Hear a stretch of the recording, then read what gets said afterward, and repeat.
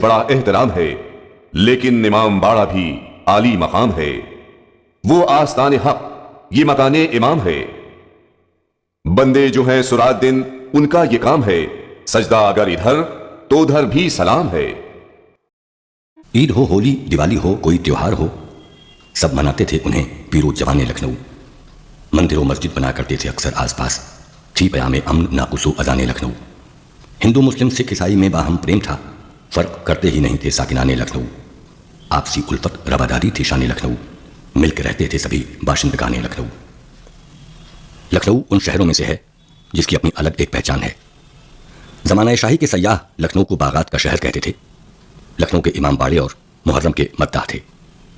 اب باغات تو باقی نہیں رہے، امام باڑے البتہ باقی ہیں، اس لیے لکھنؤ کو اگر امام باڑوں کا شہر کہا جائے تو غلط نہیں ہوگا۔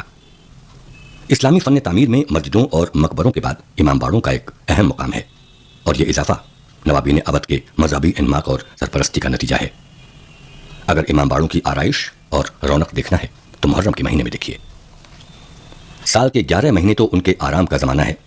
محرم کا چاند نظر آتے ہی ان کی رونق و عظمت اپنا اثر چھوڑنے لگتی ہے۔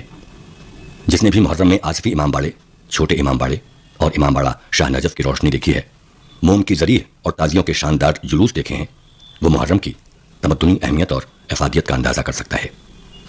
ان جلوسوں میں زمانہ شاہی کے عزاداری کی ہلکی سی جھلک نظر آتی ہے۔ لکھنؤ کی عزاداری میں ہندو مسلمان برابر سے شریک ہوتے تھے۔ یہ بات اس بات کو ظاہر کرتی ہے کہ اودھ کے حکمرانوں نے سب کے جذباتوں کا برابر خیال رکھا ہے۔ امام باڑہ غفران آب چوک کی سبزی منڈی کے مشرق میں واقع ہے۔ آغا باقر کا امام باڑہ اس سے چند قدم پہلے بائیں جانب ہے۔ اس کے سامنے سے وکٹوریہ اسٹریٹ گزرتی ہے اور پشت پر کنگ اسٹریٹ۔ امام باڑہ غفران آب 1227 ہجری مطابق 1812 عیسوی میں مولانا سید دلدار علی صاحب نے بنوایا تھا، جو ہندوستان میں امامیہ مذہب کے پہلے مجتہد تھے۔ غفران آب لقب بعد وفات ہوا۔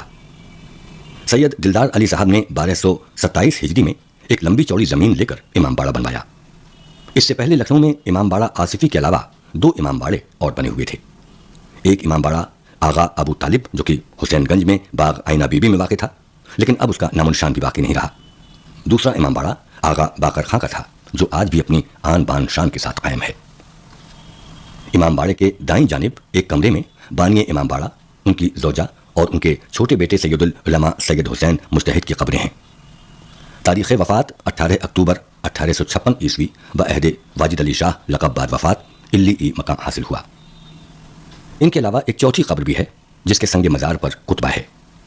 مزار مقدس، قربۃ العلماء، بانی شیعہ کانفرنس قبروں پر سنگ مرمر کے تخت نصب ہیں، جن میں تراش کر خوشنما محرابیں بنائی گئی ہیں۔ گہرے حصے میں کتبے ہیں۔ بانی امام باڑہ کی قبر پر کتبہ ہے: مزار محترم مجدد شریعت حضرت غفران آب تابسرہ۔ ان کے سید العلماء کی قبر کا پتھر سب سے بڑا ہے۔ غالباً اتنا بڑا سنگ مرمر کا تختہ کسی دوسری قبر پر کہیں نہیں ہے۔ کہا جاتا ہے کہ ایران سے خصوصی طور پر لایا گیا تھا اور اس پتھر کو نواب واجد علی شاہ نے اپنے لیے منگوایا تھا۔ امام باڑے میں سامنے کے رخ پر 5 در ہیں، جن کے دروازے لکڑی کے ہیں۔ عمارت کے دونوں جانب برآمدے اور ان کے پیچھے کمرے ہیں، جن میں 4 در ہیں۔ چھت پر دونوں جانب خوبصورت گنبد ہیں۔ عمارت کا رنگ باہر کی جانب زرد ہے، رنگ خوشنما صدر دروازے کا بھی ہے۔ امام باڑے میں داخل ہونے پر پہلے 2 دالان نظر آتے ہیں، جن کا فرش نہایت خوشنما بنا ہوا ہے۔ صرف ایک قبر کچی ہے، پہلے فرش کے نیچے بھی قبریں ہیں۔ دونوں دالان پار کرنے کے بعد شہنشین کے درمیان در میں امام حسین کی زری ہوتی ہے۔ اس در کا دروازہ اور ارد گرد کی کھڑکیاں لوہے کی ہیں، جن کا رنگ سبز ہے۔ شاہ نشین سے متصل دالان میں بائیں جانب منبر نظر آتا ہے۔ دونوں دالانوں کے پہلوؤں میں 2 منزلہ صحنچیاں ہیں۔ شاہ نشین سے متصل دالان صحنچیوں میں اوپر نیچے 3 در ہیں، اور اس کے بعد والے دالان کی صحنچیوں میں اوپر نیچے 2 در ہیں۔ امام باڑے کے سامنے کچا میدان ہے، جس میں جا بجا صدر دروازے تک قبریں نظر آتی ہیں۔ صحن کے 2 حصے ہیں۔ امام باڑے سے متصل وقف خاص ہے، جو افراد خاندان کے لیے مخصوص ہے۔ اس کے آگے وقف عام ہے، قبروں کے خطبے پڑھ کر عبرت ہوتی ہے۔ نہ جانے کتنے علماء دین، نامور شاعر اور باکمال ادیب یہاں دفن ہیں۔ اہل قلم حسینی شاعر فضل نقوی تاریخ وفات 14 مئی 1991 کے سنگ مزار پر یہ شعر کنندہ ہے: زندگی چند دن کی رانائی، پھر ہزاروں برس کی تنہائی۔ بھلا اسے کون بھول سکتا ہے؟ بعض امام باڑوں میں قبریں نظر آتی ہیں۔ یہ وہ امام باڑے ہیں جہاں بنوانے والے اپنی وصیت کے مطابق دفن کیے گئے۔ بعض امام باڑے بطور مقبرہ تعمیل کیے گئے۔ بعض امام باڑے افراد خاندان کے مدفن ہیں، اور بعض امام باڑوں میں معاوضہ یا قیمت دے کر قبریں میسر ہو سکتی ہیں۔ عام طور پر امام باڑے کے 3 حصے ہوتے ہیں۔ شہنشین، جہاں ذریح، تازیے اور علم آراستہ کیے جاتے ہیں۔ یہ حصہ بالحاظ ادب اتنا اونچا ہوتا ہے کہ حاجت مند کے ہاتھ آسانی سے اندر پہنچ سکتے ہیں، اور سر نیاز خم کیا جا سکتا ہے، آنکھیں بچھائی جا سکتی ہیں، لب بوسہ لے سکتے ہیں۔ شہنشین کے آگے دالان ہوتا ہے جو مجلس کے لیے وقف ہوتا ہے۔ اس میں فرش پر دری یا چاندنی یا قالین بچھے ہوئے ہوتے ہیں۔ خاص چیز ممبر ہے۔ یہ ایک خاص وضع کا لکڑی کا زینہ ہوتا ہے جس پر بیٹھ کر مرثیہ گو یا ذاکر اس انداز سے واقعات کربلا کی تفصیل بیان کرتا ہے کہ اگر انسان کا ضمیر زندہ ہو تو حق و باطل میں امتیاز کر سکے، اور سینے میں دل کی جگہ پتھر نہ ہو تو آنکھوں میں آنسو آ ہی جاتے ہیں۔ یہ آنسو سوگواران حسین کی نگاہ میں موتیوں سے زیادہ قیمتی اور انسانیت کی دلیل ہیں۔ امام باڑہ غفران کا نام شام غریبہ کے مجلس کی وجہ سے ساری دنیا میں مشہور ہے۔ یہ مجلس بروز عاشورہ 10 محرم رات کی تاریکی میں منعقد ہوتی ہے، جس کے لیے ممبر اندر سے باہر لا کر رکھا جاتا ہے۔ اس رات مجلس کا ماحول نہایت غمگین ہوتا ہے اور ہر شخص پریشان نظر آتا ہے۔ اس شام غریبہ کی یہ خصوصیت ہے کہ نہ تو سر پر کوئی سائبان ہوتا ہے بلکہ سر کے اوپر صرف کھلا آسمان ہوتا ہے۔ زمین پر فرش بھی نہیں رہتا ہے اور نہ کوئی روشنی کا انتظام کیا جاتا ہے۔ صرف چاند کی روشنی میں یہ مجلس مکمل کی جاتی ہے۔ بے شمار انسان ریڈیو پر اس مجلس کو سنتے ہیں۔ بیان اتنا پراثر ہوتا ہے کہ ہر شخص بلا امتیاز مذہب و ملت آبدیدہ ہو جاتا ہے۔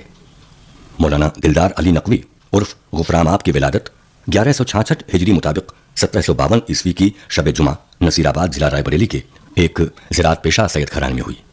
رواج زمانہ کے مطابق مکتبی تعلیم وطن میں حاصل کر کے گھر گرہستی میں مشغول ہوئے۔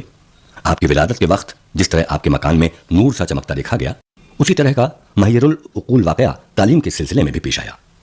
ایک روز ہل اور بیل لے کر اپنے کھیت پر کام کر رہے تھے کہ ایک غیبی آواز سنائی دی، دلدار علی اپنی تعلیم جاری رکھو۔ دل کی آواز یا غیب کا اشارہ ملتے ہی طبیعت نے شوق اور دل نے عزیمت کی انگڑائی لی اور تعلیم کے لیے رائے بریلی اور الہ آباد گئے۔ رائے بریلی کے مولوی باب اللہ اور الہ آباد میں فاضل و کامل سید غلام حسین دکنی سے، اور لکھنؤ کے قریب سنجیلا میں مولانا حیدر علی ابن ملا حمداللہ سے منقولات اور معقولات مکمل کیا۔ خداوند عالم نے جناب غفران آپ کو 5 بیٹے عطا کیے تھے اور ایک صاحبزادی بھی تھیں۔ آپ کے صاحبزادوں میں سب سے بڑے مولانا سید سلطان العلماء اور سب سے چھوٹے مولانا سید حسین سید العلماء تاریخی اہمیت کے حامل ہیں۔ دوسرے صاحبزادگان مولانا سید علی، مولانا سید حسن اور مولانا سید مہدی تھے۔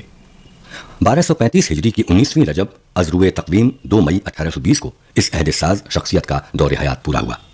اپنے ہی نوتعمیر عزاخانے واقع لکھنؤ میں دفن ہوئے۔ آپ کے ممتاز شاگرد علامۃ العلماء مولانا سید احمد علی محمد آبادی نے تاریخ وفات کہی ہے۔ اس امام باڑے کی زمین میں لاتعداد اہل علم اور کمال اتباع، ذاکر، وائز اور علماء کرام زیر زمین محو خواب ہیں۔ بعض علماء عراق کی قبریں بھی ہیں۔ چنانچہ مولوی مرزا امین خراسانی نے بعد غدر لکھنؤ میں جب رحلت فرمائی تو وہ اسی امام باڑے کی سرزمین میں سپرد خاک کیے گئے۔ مشہور شاعر صفی لکھنوی، عزیز لکھنوی، محشر اور مہدی حسین ناصر وغیرہ مشاہیر قوم نے اپنی نظموں میں اس امام باڑے کا تعارف کیا ہے۔ تاریخی اور ادبی دنیا میں بھی یہ امام باڑہ بہت مشہور ہے۔ امام باڑے کے دائیں جانب نالے کے پاس غفران آپ کے بڑے بیٹے سلطان العلماء سید محمد صاحب مجتہد کی بنوائی ہوئی شاندار مسجد ہے۔ اس مسجد کا سن تعمیر 1239 ہجری مطابق 1823 عیسوی ہے۔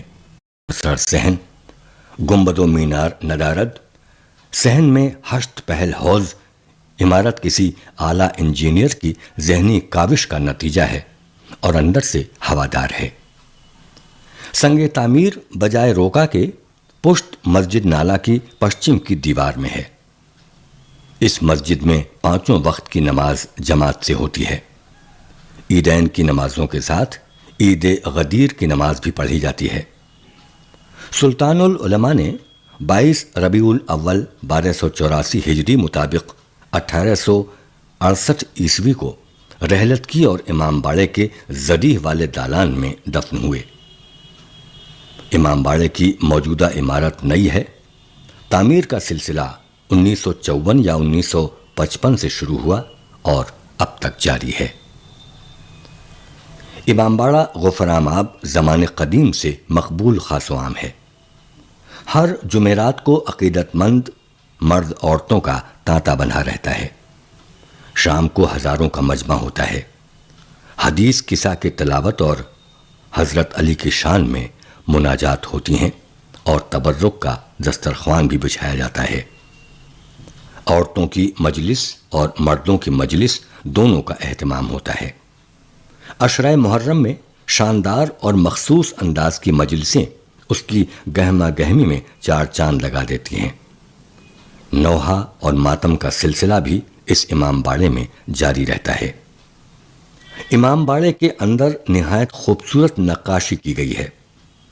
اس امام باڑے کی خاصیت یہ رہی کہ یہاں پر دور قدیم سے ہی مجالس میں شہر کے مشہور و معروف لوگ شامل ہوتے ہیں، اور آج بھی اس امام باڑے کی مجالس میں شہر کی ممتاز شخصیتیں حصہ لیتی ہیں۔ امام باڑے کی اصل رونق اور چہل پہل تو محرم کے مہینے میں دیکھنے کے لائق ہوتی ہے۔ پہلی محرم سے مجلسوں اور ماتموں کا پروگرام شروع ہوتا ہے اور 10 محرم تک لگاتار جاری رہتا ہے، جس میں مولانا کلب جواز صاحب کا خطاب ہوتا ہے۔ محرم کی 14 تاریخ کو اس امام باڑے میں تل رکھنے کی بھی جگہ مشکل سے ملتی ہے۔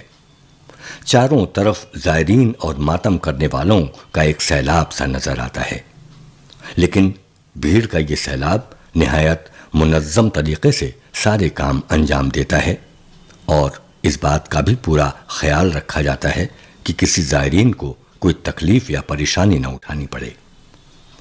جگہ جگہ پانی، شربت اور دودھ کے شربت کی سبیلیں لگی رہتی ہیں۔ یہاں کی عزاداری کی خاص بات یہ ہے کہ یہاں پر ہر سال 29 کے چاند کے حساب سے مجلسیں ہوتی ہیں، اور یہ سلسلہ 14 محرم تک بڑے جوش و خروش کے ساتھ چلتا رہتا ہے، اور مولانا کلب جواز صاحب کا خطاب ہوتا ہے۔ نوحہ اور ماتموں کا سلسلہ بڑی شدت کے ساتھ پہلی سے 10 محرم تک جاری رہتا ہے۔ تاریخ 6، 7، 8 اور 9 کو علم اور شبیہ اٹھائے جاتے ہیں۔ دنیا میں بہت مشہور ہے، جو کہ اسی امام باڑے کی ایجاد ہے۔ 11 محرم کو یوم زینب بنایا جاتا ہے۔ 12 محرم کو یوم عباس کی مجلسیں منعقد کی جاتی ہیں۔ 13 اور 14 تاریخوں میں دیسے کی مجالسوں کا اہتمام ہوتا ہے۔ سال کے عام دنوں میں بھی لوگ اپنی مرادیں پوری ہونے پر یہاں پر مجالس کرواتے ہیں، منت کے منبر چڑھاتے ہیں، اپنے مرحومین کی یاد میں اور ان کے ایصال و ثواب کے لیے عوام یہاں پر برسی کی مجلس اور دیسے کی مجلسیں بھی کرواتے ہیں، جس کو لکھنؤ کے مشہور و معروف علماء کرام خطاب فرماتے ہیں۔ امام باڑے کے اندر منظم طریقے سے ایک تنظیم کے تحت مختلف امور انجام دیے جاتے ہیں۔ یہ سارے ہی کام صرف اللہ تعالیٰ کی خوشنودی حاصل کرنے کے لیے انجام دیے جاتے ہیں۔ مثلاً امام باڑے کے اندر دینی اور اسلامی تعلیم حاصل کرنے کے لیے ایک مدرسہ بھی چلایا جاتا ہے، جس کا نام دارالتبلیغ ہے۔ امام باڑے کے اندر بچوں کے قیام کے لیے ایک ہاسٹل کا بھی انتظام ہے، جس میں مختلف اضلاع سے آئے ہوئے طالب علم قیام پذیر ہوتے ہیں اور یہاں پر رہتے ہوئے اپنا مقصد پورا کرتے ہیں۔ امام باڑے کے اندر بچوں کی فارسی تعلیم کے لیے ایک کلاس مکالمہ فارسی کے نام سے چلایا جاتا ہے۔ وہاں پر دینی، اسلامی اور مذہبی کتابوں کا ذخیرہ بھی ہے، جو وہاں کے کتب خانے میں موجود ہے۔